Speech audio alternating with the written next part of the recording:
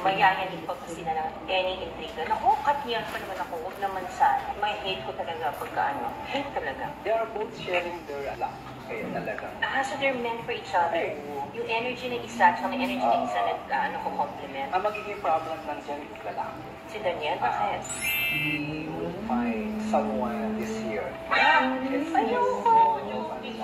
It's more of, not tempted. Baka man ano lang, crush-crush lang. Crush-crush lang. Find someone na parang type ko yun. Tapos there would be an issue nga siguro. Medyo na-connect dito sa isang tao. Pero hindi sila mag-iwalay. Ang career nila talaga kailangan nila. Sila at sila tayo. Kasi ang lakas nila kaya.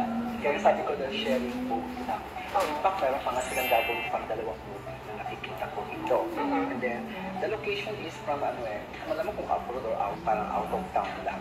Doon magkakaroon ng isa pang project. Tapos, yung babae, sige po, may magandang gagawing role na magiging papel niya for this year na kagaganda magkakaroon ng mature. Catherine Bernal.